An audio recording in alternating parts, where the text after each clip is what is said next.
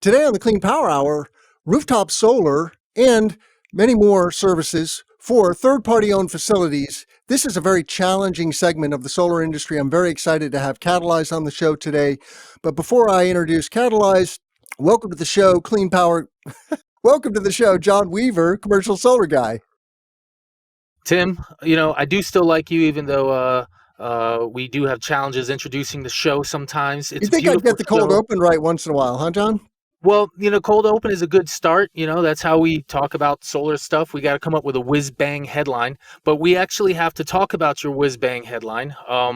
As we were chatting before the show, you say a third-party owned solar project, very challenging, big market that's growing, but underserved relative to residential and utility by far. But James, the owner of Catalyze, has actually a more refined cold opening for us, a more refined line to open the show. And maybe that's how we'll bring you in, James. So tell us at the highest. And we have to introduce him properly, though, James. James Geshwiler is our guest today. He is the co-founder and chief strategy and investment officer for Catalyze. Welcome to the Clean Power Hour, James. Okay, well, thank you, John, and thank you, Tim, for having us on the show today. And John, you're absolutely right. Commercial and industrial sector for renewable energy is, the huge opportunity in this country and across the world. It is underserved, but it's also underserved because it's very challenging. And so you say, what is Catalyze? Well, Catalyze is a private equity-backed energy transition company that is focused exclusively on the commercial and industrial sector. We do it with solar, storage, and EV charging. But really, at the end of the day, what are we? We are energy services. We are a long-term owner-operator, and our partners and customers are really twofold. First is medium to large commercial real estate groups with properties all over the country. And their goals are to make more money, acquire and retain better tenants, provide a higher quality infrastructure for those tenants, and therefore capture better rents and better value for their properties. And the other customer and partner are the regional renewable energy developers who, frankly, love development, but spend way too much of their time doing procurement, finance, compliance, all the things that, when we were doing one or two properties, you could handle. But when you start moving to dozens or hundreds, you really need a platform to scale. So Catalyze's worldview on making C&I successful is to be a good partner with both the owners and the local experts who help get things done. And James, I don't know if it's possible, but could you tip your camera down a little bit so our heads are? Yeah, that's perfect. I just want to say, for our audience who isn't familiar with behind the meter solar, when a facility is owned by a third party, this is very challenging because the renter of the facility, may not have the ability to put a solar array on the building, period, and B, may not benefit if they did that. And so there are a lot of challenges to when you're renting a facility. You have a power bill most likely, but you can't necessarily just offset that with a solar array. And so the other point is that, as James made in the pre-show, 90% of real estate in America is owned by third party. It's not owner occupied. So sorry for that, John, but go ahead. Well, it all ties together because there's, so I've known of James for years now because many years ago, I interviewed with James as he was starting this company, and he chose another person for the position. So we won't talk too much crap about you, James. It's okay. But you hired somebody from a great company who knows a lot about commercial C&I. So the person you hired was the person to run this company. And, the C&I space has a huge volume of rooftop. But as we know, most people that rent those buildings don't actually own the building. And so that's why we have a commercial asset focus here with your product. And I'm going to explain it as if it were a commercial solar sales guy myself, who literally can use a product like this. And so that at least this chunk of who listens to us will get it. So with your platform, you have the ability with your software to do a financial model, a system design, energy use projections, demand charge management, and the integration of vehicle charging. And you use big words that little guys like us love, fleet management. I wish I were in the fleet management world, because that means I had more than one project at a time. But so your software has the ability, and your team internal, your structure, you have the ability to take somebody who has 10 roofs, somebody who's a large scale asset owner, and then help them visualize how to do all of those roofs at once and figure out the details about who's going to occupy the buildings at the same time. Because for me, as a solar sales guy, I just left the site. We're thinking about doing 350 kW DC, so 350 of panels, 250 of inverters. That's because in Massachusetts, we have an incentive that cuts off at 250. So it's a very logical system sizing. I made 2 sales pitches to the guy. Hey, you should either A, consider a nice high ROI 250, or B, consider letting me cover your whole roof, and it's a megawatt, and it's a bigger project. You put 0 cash down. There's these dynamics. This guy owns his building, owns his structure. Very easy sale. What if James, the guy, didn't own the building? He was just the renter. That's the challenge that us solar sales guys have. And I'm really interested in the software because, you might even hear me calling you in the next month or 3 saying, hey, I need a tool for this. But that's the biggest beauty I see of this. And am I grasping that right? That you have the ability to take 50 projects and bam, like I have the ability to do 1 project. I can do a helioscope and a financial model. I can knock it out in an hour. Maybe not an hour, James, but something to that effect. 50 projects. If I came to you with that, would you be able to respond quickly, competently?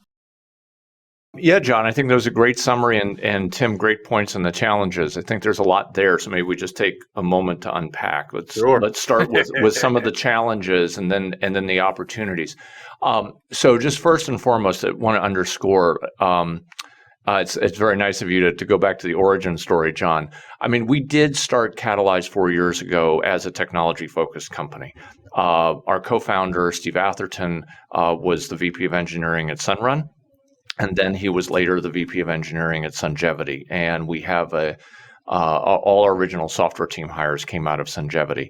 And part of our view at the time of starting Catalyze was that software platforms, efficiency, data had really cracked the code in residential. Why not apply that to commercial? Because it was a bit of the underserved stepchild.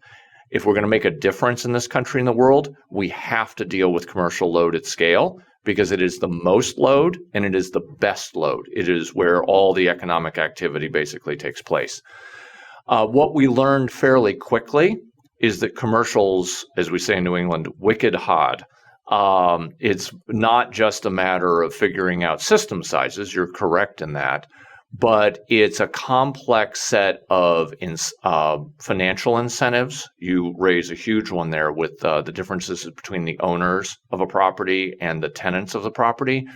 But there are others, including all the different sort of layers of permitting, the just enormity of permutations and combinations you get with dealing with multiple properties.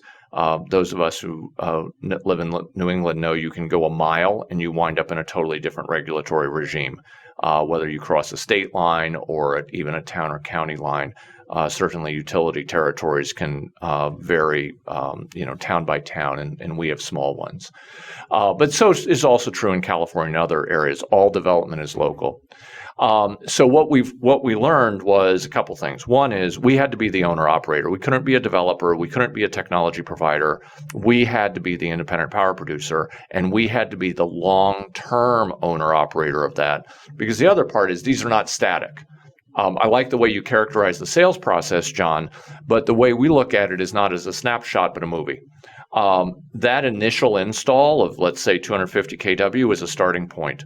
The grid of the future is going to evolve, change. Obviously, storage is a big issue that comes up repeatedly. We mentioned EV charging almost breathlessly in passing here. There's as much load for transportation fuels is coming as all commercial buildings combined. So we're looking at a scale of change that means if you're really going to provide the maximum economic benefit to the tenant, to the owner, to your co-developer, you have to be looking at the evolution of a project, not the start. So therefore, what do we do at Catalyze? So Catalyze is from the origination all the way through operation, energy transition company. We are backed by some of the largest midstream oil and gas private equity funds in the country. Our largest single investor is NCAP Investments. They manage about $36 billion. We are the largest investment in the new $1.2 billion NCAP Energy Transition Fund. There are several other private equity firms behind us, as well as a venture fund and some other leaders in the industry. And then how do we operate? We look ourselves as the long-term partner with those commercial real estate owners. They may be third party and have tenants, and I can give a couple examples, or they may be actually a large scale owner operator, like a hospital chain we work with. They own their properties, they operate them, but they're spread over a large area. They have different needs, and we're able to provide the breadth of solution that they need. The final point is also, when you operate at scale like this, part of cracking the code is not just bringing sponsor equity, tax equity, debt. So we're providing a complete financial stack, a complete financial package, the ability to evolve and make the most of the project, but also procurement. So we are buying panels, racking, battery energy storage in the megawatts. We are buying production lines. And that scale gives us a very strong price advantage. So a lot of the value we're bringing to either our real estate partners or our renewable energy development partners are really beneficial economics with higher revenue and lower costs. And that helps drive scale too. So it's really that three-legged stool. It's having technology platform that lets you analyze not 10, but 100 or even 1,000 projects at once. We will typically run analyses within a day or two on hundreds of projects. And I can get more into some of the features of our infrastructure. A little bit envious of that. I'm going to be honest, 100 in a day, man, come on. I can tell you exactly how we do it. But again, you have to have scale. And then you have to have scale for the financial package. And then you have to have scale for the long-term solution. I want to rain on this parade a little bit, okay? And we go right ahead. Trust me. There are a lot of people I can't tell you, James, how many people I've spoken to in the last 4 years who claim to have, quote unquote, figured out third-party ownership. Oh, we got this, Tim. Okay. And then lots of time and effort later, the deal falls apart. And so if you would, please dive into a specific instance. Warehouse is a big opportunity for us here in Illinois. Yep. Logistics is a major industry here in the Midwest. And one of the challenges is that you have this ginormous facility that may not have a ginormous load, for one thing. And so are you strictly trying to feed a behind the meter load, or can you go and do community solar, for example, in markets like Illinois where we have a robust community solar market? So, Tim, I think that's a great starting point. So let me be specific. One of our partners is a national industrial warehouse company. They do about $1 billion of new build a year. And they are designing us and our solution into their construction, not only for the initial install, but also future proofing. So we're putting in extra conduit, for example, not only to be able to expand an array, add and expand storage, and also this is one of the partners that's very hot on fleet electrification. And we just made a strategic investment in a fleet electric vehicle charging management company called Microgrid Labs. And Microgrid Labs is getting integrated in there and other solutions. Why? Because their tenants are already coming and asking about fleet electrification. So to your example, they have properties spread throughout the central of the country. And they actually went and tried to figure out how to do this themselves. They're real estate people. They build stuff. They have electricians. They saw the money. And they came to us and they said, you know what? We started to figure this out. And then we realized it's a lot of the same stuff, but it's different everywhere. And I said, that's right. So you give an example of Illinois, of community solar. Yeah, that's right. Illinois, you probably take a community solar first approach. You might have 2 or 3 arrays on the building as your generation asset. One, to maximize value, be community solar and help support the community. Another will serve the building. in another, or maybe that one serving the building will also support that fleet that's coming for short delivery trucks. But if you just go across a state line or down the road, maybe your the ability to export or sell to the grid is limited. So we'll start there with one solution. But that again, as the long-term owner, we've already put in the infrastructure, again, conduit, pads, maybe sizing the transformer for a future installation, that as the rules change, we then just roll and expand with it. I think we all know there's only one thing that's certain in this business, and that's change. So we will take whatever is the best approach to start, and then we will expand over time. Solar plus storage, future-proofing fleet electrification. How have you done one of those yet? Have you built, like, first off, the concept of having 3 systems on the same roof being optimized for each of the uses? Absolutely wonderful. I haven't yet pitched a full system like that. I've only got my first electric truck installation pitch recently, and it wasn't even trucks. It was just 2 chargers, and they're about $40,000 a piece, and I think they're 50 or 75 kW. It could be a little bit bigger. I'm not certain the exact numbers because it's the first time I've done it. But now you're saying that you're ready to put batteries and solar to offset the demand and energy usage of future electrification, and that sounds really sweet. Are you considering demand curves of these units when you're sizing the battery and sizing the solar, and then designing around that to deal with how a truck will pull on the grid differently than your random lights, your random structure? Is that part of your equation already, is doing the math on that? Yeah, math is a favorite subject. So that's a good opportunity to come back to the math we do today and the math that, frankly, we're all going to be doing tomorrow. So let's talk about the Catalyze Re-Energized platform. So you asked about it before, and I alluded to its origination all the way through operation. But it's also a work in progress. We're going to be building it for years to come. That system starts with a GIS that has almost every commercial property in America loaded into it. We have a total of over 100 million properties, so that also includes some residential. And for each of those properties, there are 100 to about 300 data points associated with it.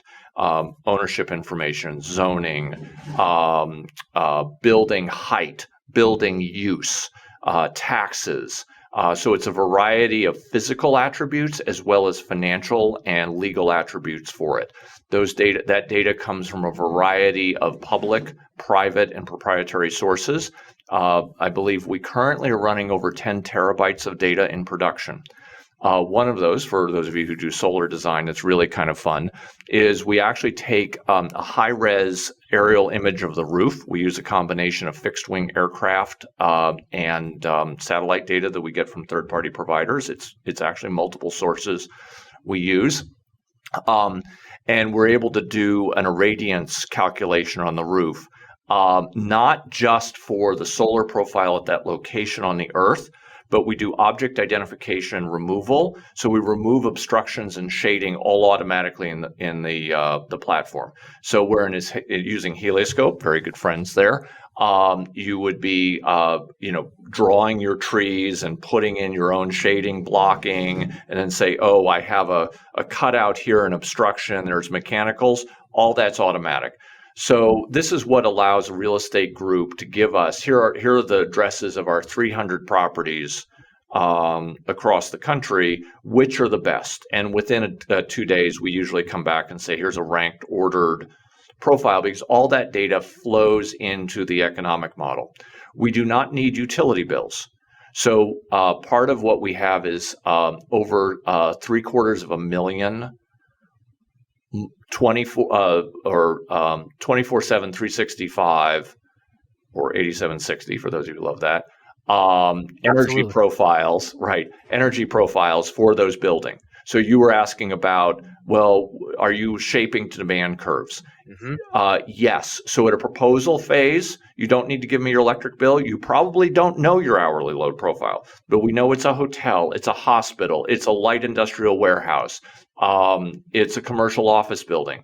And because we have the climate zone data, the year of construction, the level of insulation, and a bunch of other data, we usually come on a first pass within 10 to 20%. We found some really interesting irregularities when we get the interval meter data, which also sometimes leads to referrals to ESCOs. Are you aware your HVAC is really malfunctioning? Cool. Because like here's what it should be looking like, and it doesn't. All that data flows into economic models. Now, you asked a great question about transportation. We don't know. Nobody knows. So this is one of the how many miles is this electric truck going to do? Well, I have two answers for that. One is part of our investment in microgrid labs is actually that data is going to tell that owner how much that truck should cycle. Because part of managing your costs and optimizing your revenue is not just the electricity charging for that fleet management, but that fleet scheduling.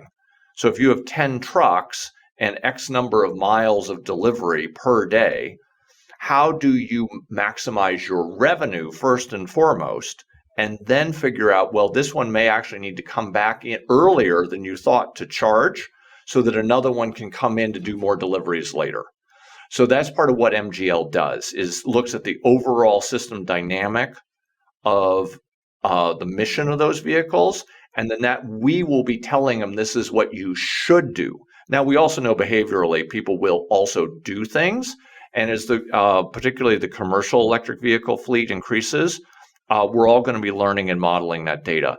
And we actively work with our real estate partners to ask their tenants for data.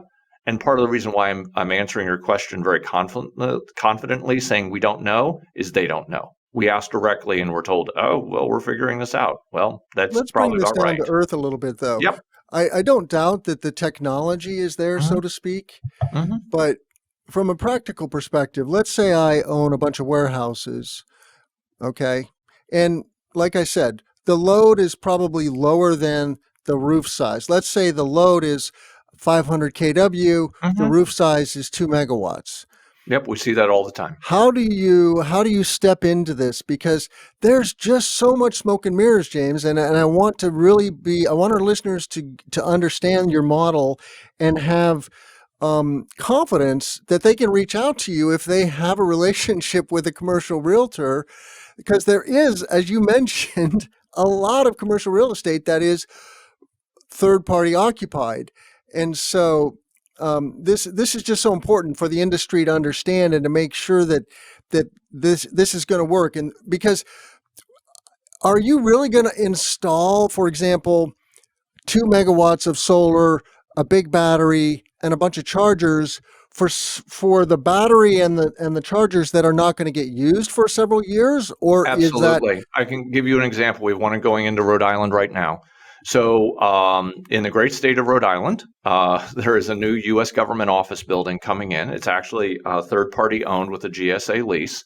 And that is exactly what we're doing, Tim. Right now, that is under construction, being finally fit out for the U.S. government. And at that site, there is additional conduit going in. There are canopies going in. There are EV chargers, and there's battery storage. That is all a phase one. And there are already phase twos and threes on the horizon.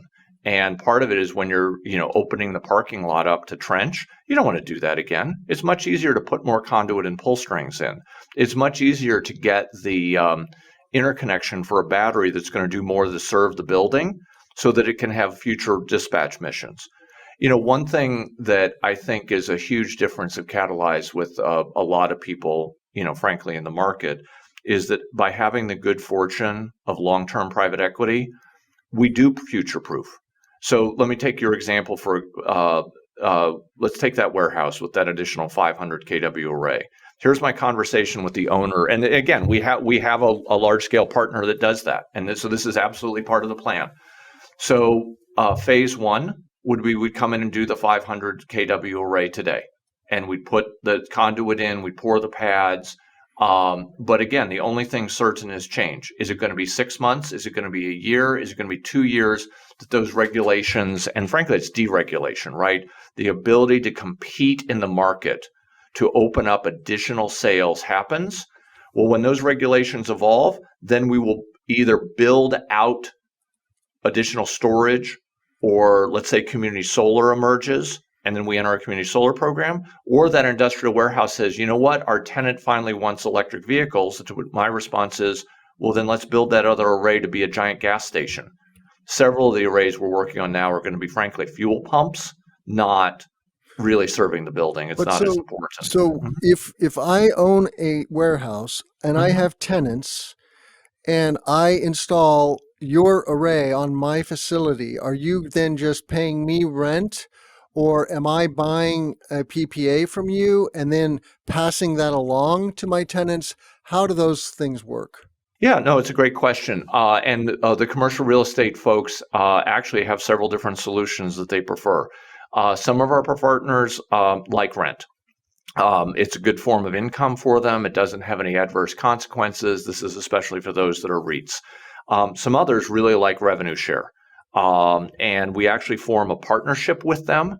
Look something structurally like tax equity partnerships that solar developers are familiar with. We have a couple parties that both have a financial interest, and it's a bit asymmetric.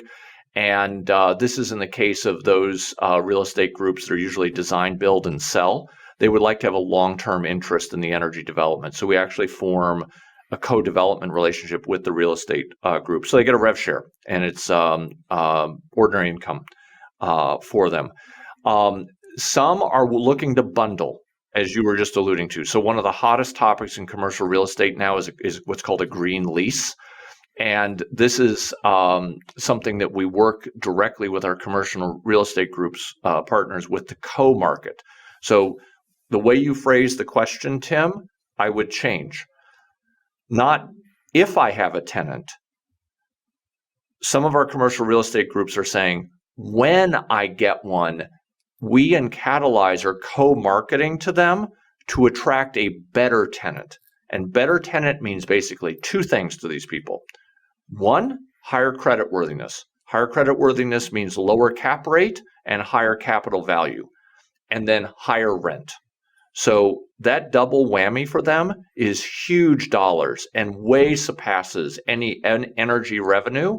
But that's why we're jointly marketing and saying, hey, tenant who wants renewable, sustainable infrastructure on your facility, and also one that may be resilient or insulates you from changing utility costs and utility structures, that is a more valuable property. And this is why our commercial real estate groups, they let us talk about them kind of generically. They do not like us using their names because this is competitive advantage for them. Absolutely. You're a self-fulfilling prophecy to a degree when you do this.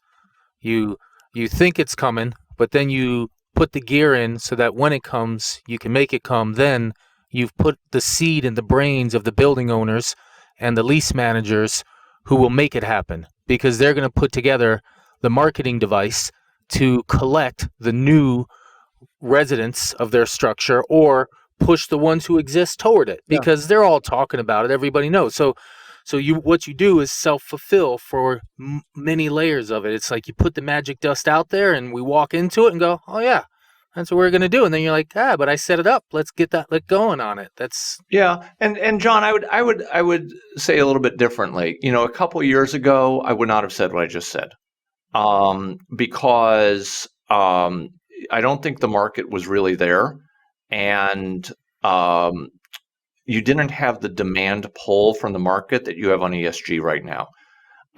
Today, a few years later, I think there are a couple things that just, frankly, Catalyze is just extremely fortunate and lucky to be in. We already got up to scale, and today we're over 100 employees. We're operating in over 20 states. We currently have over 80 megawatts under construction. We expect over 100 to be operational later this year. And we have the winds at our back, not because of the, national or federal politics, but because the country and the private capital sides decided that ESG is really important. And I can assure you, the very brand name, top tier real estate groups that we work with are extremely capital and capitalistic oriented. They are in it to make money. And to your point, there are tenants willing to pay, and that's what drives the capital market. So I am very much an environmentalist, but my capitalist side is extremely happy too, and that's how we get the scale to make a difference. And Tim, you're bringing up. We only have 10 minutes, so Yep, we and need you're to be bringing very, up EVs, which is excellent. I would like to talk about the Microgrid Labs Yeah. relationship, and I am a very big optimist that the tipping point is upon us, and in 2025, between 2025 and 2030, there's just going to be a massive shift to EVs, and then we are going to double and then triple the amount of electricity we need on the grid because we're electrifying this massive thing called transportation. Yep. So how does this work? And in regards to future proofing, one of the challenges I see is that infrastructure is not cheap. And so how do you convince your investors that, well, sit tight, you're going to see some ROI, it's just going to be a delayed response, so to speak? Yeah, well, there's several different things there, Tim. So first of all, I think that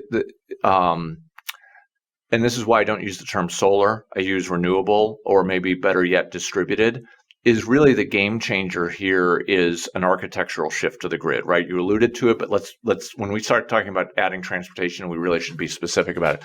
We are moving away from 100 years of history of centralized generation. That's the driver.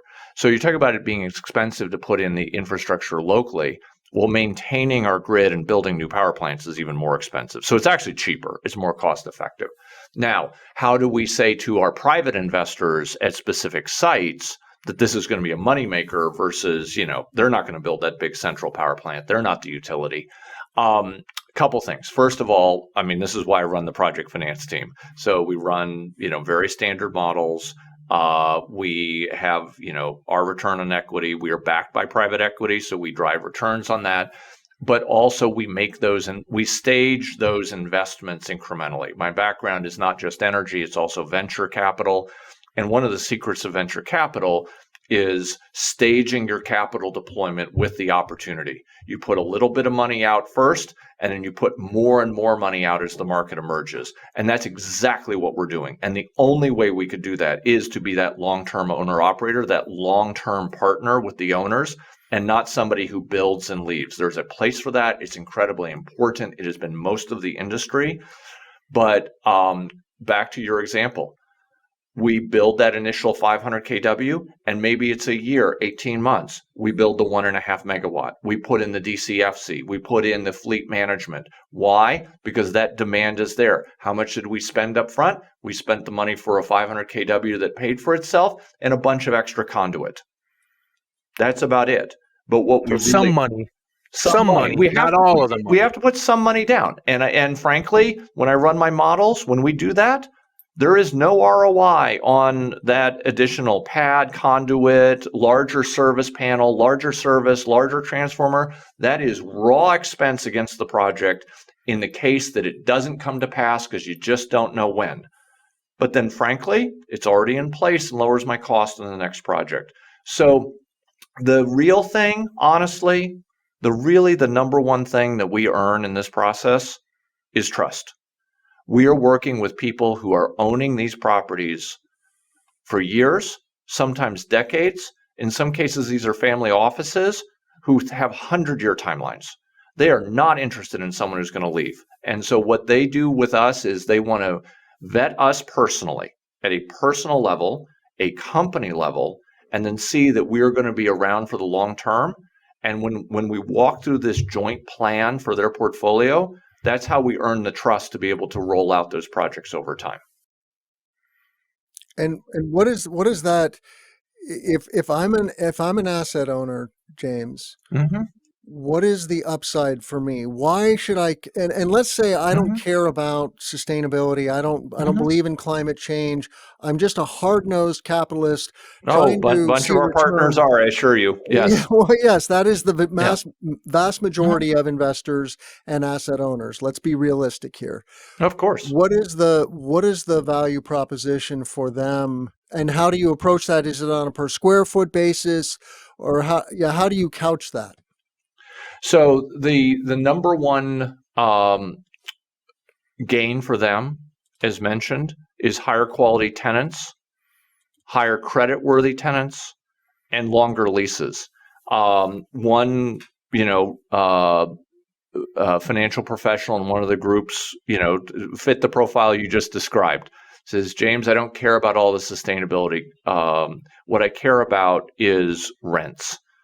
And then he pointed to me and said, and the request for proposals from these tenants means they will sign up to a longer term and have a higher renewal rate. And James, no money you can pay me for that energy you're talking about makes a lick against a renewal of a lease. If I renew this high quality credit lease because this building's renewable, you can do all my properties. This is How great. the heck do you get that into a Mhm. spreadsheet? How do you Mhm. sell that? That right there is a Mhm. wonderful line, and I totally think it's true. As a small solar guy, Yeah.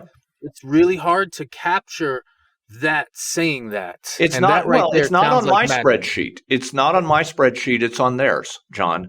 And I'll give you another anecdote. CEO of a private equity backed commercial real estate group here in the Northeast um, was asking about their needs analysis and so on. And he said, James, you got to understand, our number one challenge is churn. It's tenants leaving and having vacancy, because we have to fix up the property.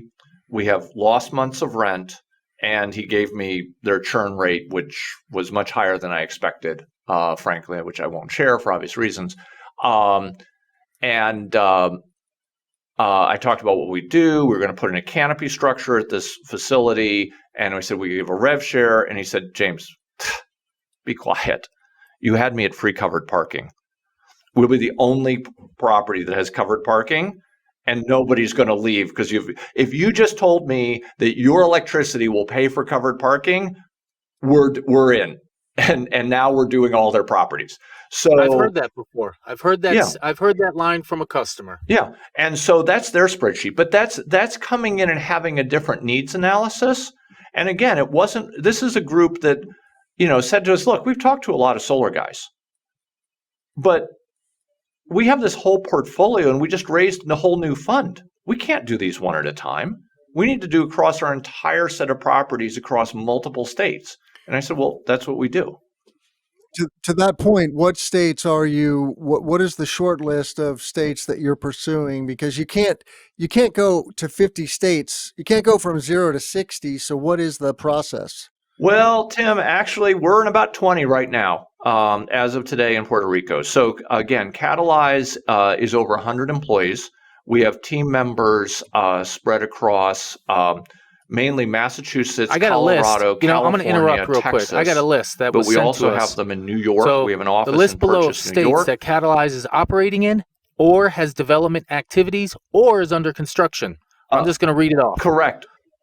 So Massachusetts, New York, Maine, California, Colorado, Rhode Island, New Jersey, Texas, Arizona, Maryland, Minnesota, New Hampshire, Wisconsin, Illinois, Virginia, and Puerto Rico. And if anybody wants that list, send me $1,000 and I'll share it. Yep, that is the current list. The leading jurisdictions in that are the higher cost of energy ones, mainly the Northeast, California. But we have a massive expansion underway right now in Texas, which, at first, to be perfectly honest, and like with low cost of energy, how's it work in Texas?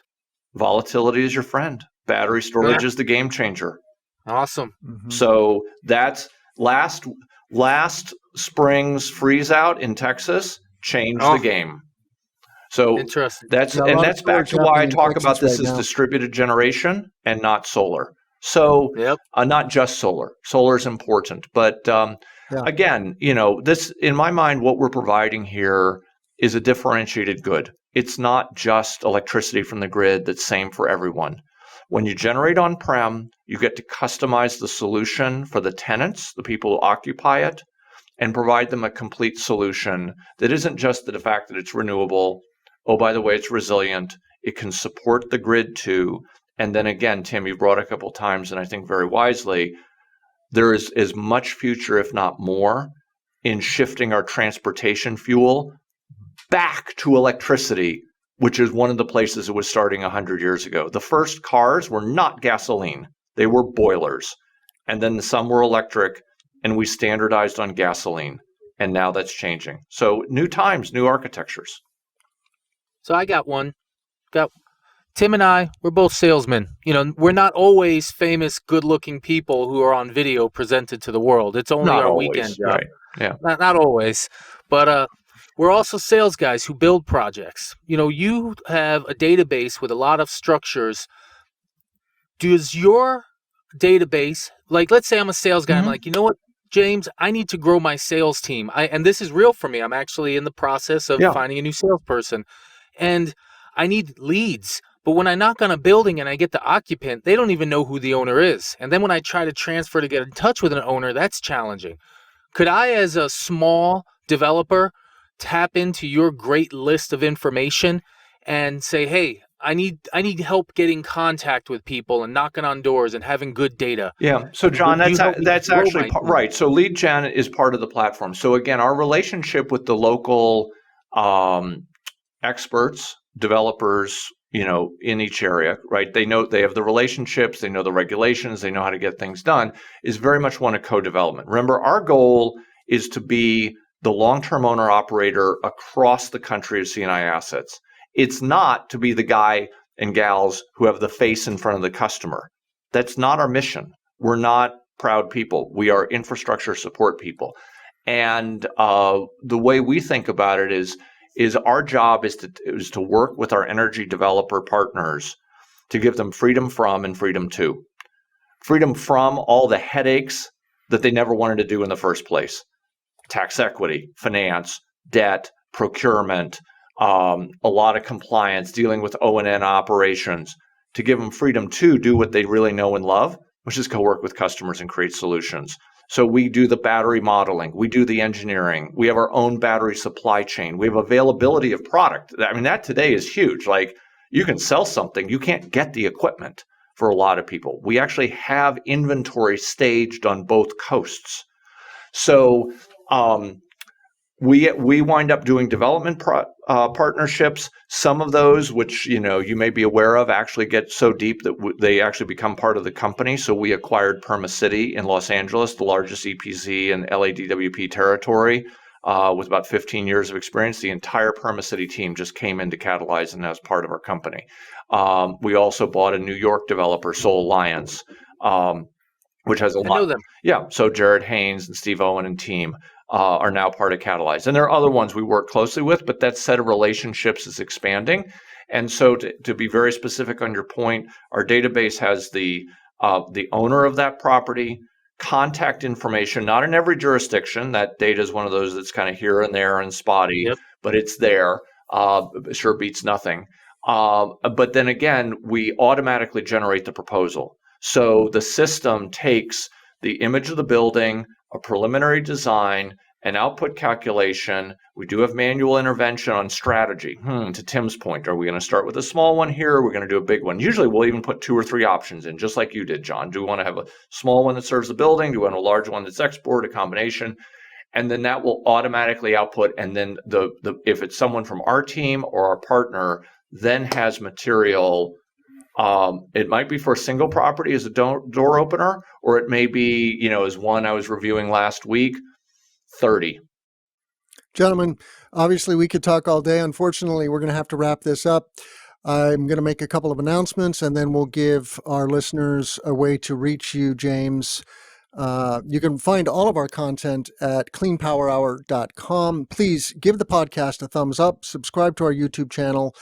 make comments, and reach out to me. You can find me on Twitter, TG Montague, or on LinkedIn. I love to connect with new people, and I love ideas for topics and guests. John, how can our listeners reach you? Smoke signals. Yell out a window. CommercialSolarGuy.com. I'm on Twitter, LinkedIn, all over the internet. So just type in Commercial Solar Guy into Google. You will find me. Thank you. And James Geshwiler, how can our listeners reach you, sir? Well, again, thank you, Tim and John, for having us today on the show. Happy to have you here. And you're right. It's an endless topic because we're in endless change. And you can learn more about Catalyze at catalyze.energy.